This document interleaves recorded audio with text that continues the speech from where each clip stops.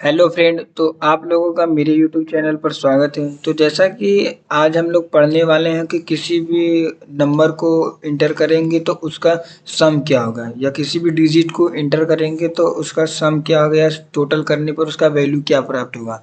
तो उसको हम लोग प्रोग्राम की सहायता से देखेंगे। तो सबसे पहले हम लोग क्या करते हैं कि देव C++ ऐप को ओपन कर लेते हैं। तो ओपन करने के बाद अब हम लोग सी का सिंटैक्स लिख लेते हैं। तो हैज़ इंक्लूड stdio.h, फिर इंट मेन, फिर इंटर सेमी कॉलन, ठीक है, करली ब्रेसेस। तो अब हम लोग क्या करेंगे, कोई भी नंबर इंटर कराएंगे। तो मान लीजिए मैंने एक वेरिएबल एन के नाम से उसको डिक्लेयर कर दिया, ठीक है। फिर उस एक मैसेज पास कर दूंगा कि एक नंबर हम लोग इंटर कराने वाले हैं, इंटर एनी नंबर, ठीक है। फिर हम लोग जो नंबर इंटर करा रहे हैं वो हम लोग यूजर से कराएंगे। तो यहाँ पर हम लोग %d, फिर कामा एंड एन। अब हमने यूजर से किसी या कोई भी नंबर इनपुट करा लिया। तो अब हम लोग क्या करेंगे कि प्रोग्राम को लिखेंगे। तो मान लीजिए हम लोग एन नंबर प्रिंट कराना चाहते हैं, तो हम लोग वाइल का इस्तेमाल करते हैं, वाइल एन, ठीक है। जो कि जो नंबर कराएंगे वो हमारा 0 से बड़ा रहेगा। अब हम लोग कंडीशन दे देते हैं कि जो रिमाइंडर हमारा आर है, यदि हम लोग जो नंबर लिए उसको डिवाइड करेंगे 10 से, ठीक है। अभी मैं प्रोग्राम कोड को समझाऊंगा, आप लोग घबराइएगा नहीं, ठीक है। और मान लीजिए एक मैंने सम नाम का वेरिएबल बना लिया, सम, फिर equal sum equal to sum plus R कर लिया, ठीक है। फिर यहाँ पर एक N equal to N divisible by 10 कर लिया, सेमी कॉलन दे दिया। अब इसके बाद यहाँ पर हमने एक मैसेज पास कर दिया कि प्रिंटफ परसेंट ए में सम ऑफ डिजिट डिजिट, फिर यहाँ पर %d, फिर इसके बाद हम लोग कामा दे देंगे और हम लोग किसका क्या निकालने वाले हैं, सम, ठीक है। और इसको सेमी कॉलन दे देंगे और यहाँ पर रिटर्न 0 कर देंगे, ठीक है। अब हम लोग देखेंगे कि जो जो वेरिएबल डिक्लेयर नहीं किया उसको डिक्लेयर कर देते हैं। तो यहाँ पर हमने आर को नहीं किया, तो यहाँ पर हम लोग आर कर ले रहे हैं, ठीक है, कामा आर।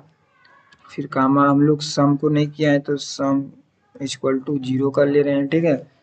फिर और बाकी सब तो डिक्लेयर हो गया। एक बार प्रोग्राम को एग्जीक्यूट होकर देख लेते हैं क्या आउटपुट आता है, फिर उसको हम लोग प्रोग्राम को वन बाय वन समझेंगे।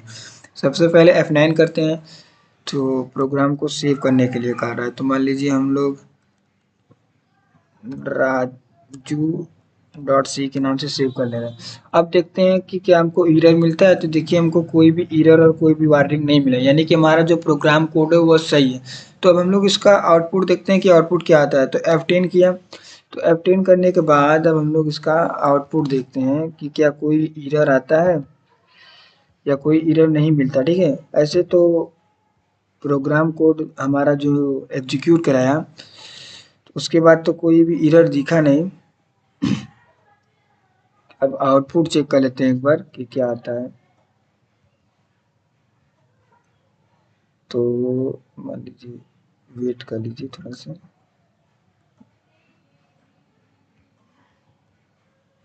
यहाँ पर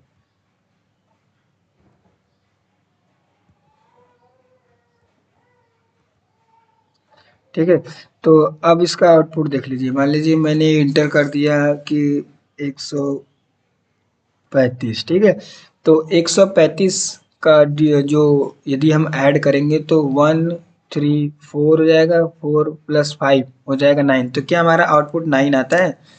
तो क्या लिख कर आया, सम ऑफ डिजिट 9। तो इस प्रकार से यदि हम कोई भी नंबर इंटर कर रहे हैं तो उसका सम हम इस कोड की सहायता से फाइंड कर सकते हैं। चलिए एक और देख लेते हैं। तो मान लीजिए मैंने F10 लिया।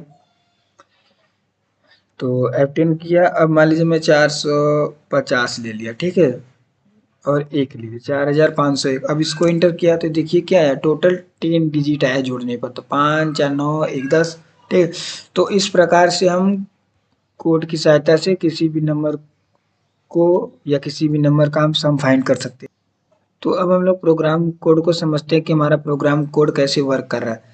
तो सबसे पहले मान लीजिए हमने कोई भी नंबर को इंटर करा लिया, ठीक है। फिर अब हम लोग उसको मैसेज पास करा दिया कि कोई भी नंबर हम लोग इंटर कर रहे हैं, और जो भी नंबर ले रहे हैं हमने यूजर की सहायता से ले रहे हैं। और हमने एक कंडीशन लगा दिया कि हम लोग जो नंबर प्रिंट कराएंगे वो 0 से लेकर अनंत तक होगा, ठीक है, इस व्हाइल लूप की कंडीशन के अनुसार। तो अब हम लोग क्या करेंगे कि अब हम लोग कौन सा ऑपरेशन परफॉर्म किए, तो मान लीजिए कि जो हमारा आर है वो रिमाइंडर है, ठीक है। और इक्वल टू जो हमने मान लीजिए यहाँ पर हमने ले लिया आपका 123 एन इक्वल टू, या जो मान लीजिए 123 को हमने इंटर कराया। फिर हम लोग इसको मॉड्यूल करेंगे 10 से, ठीक है। यदि हम लोग उसको मॉड्यूल या डिवाइड करेंगे 10 से तो हमारा रिमाइंडर क्या आएगा, रिमाइंडर हमारा 3 आएगा, ठीक है। अब वो 3 जो आएगा, ठीक है, वो 3 जो है वो हमारा आर इक्वल टू 3 में स्टोर हो जाएगा। अब यहाँ पे देखिए जो सम है, हमने यहाँ पर क्या लिखा है, सम। तो सम इक्वल टू, सम हमारा यहाँ पे क्या है 0, ठीक, प्लस क्या है 3। तो ये हमारा वैल्यू हो जाएगा सम इक्वल टू प्लस 3, ये हमारा हो जाएगा 3, ठीक है। तो अब जो हमारा है सम इक्वल टू 3 हो गया।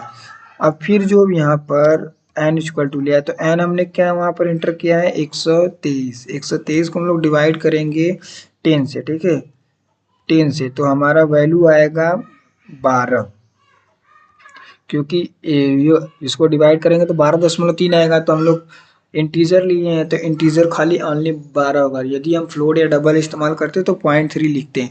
तो ये हो गया हमारा 12। तो अब हम उन्हें क्या क्या है कि फिर ये लूप हमारा वर्क करेगा। तो हमारा जो आर इक्वल टू 3 है, ठीक है, ये पहले तो इसको देख लीजिए, आर इक्वल टू 3 है, फिर आर यहाँ पे सम इक्वल टू 3 है और एन इक्वल टू 12 है, ठीक है। अब फिर क्या करेगा कि जो एन इक्वल टू हमारा 100, मतलब कि यहाँ पर एन इक्वल टू जो है 12 है, ठीक है। तो एन इक्वल टू 12 फिर यहाँ आएगा। तो ये जो हमारा डिवीजन होकर, ठीक है, डिवीजन होकर पहले तो सम के लिए आप जान जाइए कि यहाँ पर सम इक्वल टू के लिए 3 आया है, लिखते चलो, तो इसलिए आपको गड़बड़ नहीं होगा, ठीक है। क्योंकि हम लोग सम कर रहे हैं तो फिर यहाँ पर हम लोग प्लस कर लेते हैं। फिर देखिए एन इक्वल टू मैंने 12 ले लिया, 12 को मॉड्यूल डिवीज करेंगे तो हमारा शेषफल क्या आएगा, ये रिमाइंडर क्या बचेगा, 2 बचेगा, ठीक है। और यहाँ पर भी 2 बचेगा। और फिर हम लोग जो 2 है हमारा आर इक्वल टू 2 है उसको ऐड करेंगे सम इक्वल टू आर, तो हमारा यहाँ पर क्या आ जाएगा 2, जो कि सम में स्टोर हो जाएगा। फिर हम लोग यहाँ पर 12 को डिविजिबल करेंगे इसी प्रकार 10 से, तो ये हमारा आ जाएगा 1 आ जाएगा। और ये एन इक्वल टू हमारा क्या आ जाएगा अब 1 हो जाएगा। तो अब हम लोग क्या कर रहे हैं कि जो अब हमारा ये 2 आया, ठीक है, तो अब हम लोग 2 को यहाँ पर लिख लेंगे, ठीक है। इसी प्रकार अब हम लोग 1 को भी यहाँ करके डिवीजन कर लेंगे और सम में प्लस कर लेंगे और एन पर रख लेंगे, तो ये हमारा +1 भी हो जाए, +1 भी आ जाएगा। और जब हम लोग +1 करेंगे तो ये हमारा एन इक्वल टू यहाँ पर 0 आ जाएगा। तो जैसा कि मैंने यहाँ लिखा, यदि 0 आ जाएगा तो उसको वो रिटर्न कर देगा, तो वो 0 0 0 कर देगा। तो देखिए 2 3 3 2 5 1 6, यदि हम लोग 123 इंटर कर रहे हैं तो उसका सम हमें क्या मिलेगा, 6 मिलेगा। तो इस प्रकार से हमारा प्रोग्राम कोड एग्जीक्यूट कर रहा है। और हमने ये सम ऑफ %d क्यों नहीं कहा, क्योंकि हमको इन तीनों डिजिट का सम चाहिए था, इसलिए इसका इस्तेमाल किया। यदि वीडियो अच्छी लगी हो तो चैनल को लाइक एंड सब्सक्राइब जरूर करें। यदि वीडियो में कोई भी डाउट हो तो आप उसे कमेंट करें, जिससे मैं आपको सोल्यूशन प्रोवाइड करा सकूं। धन्यवाद।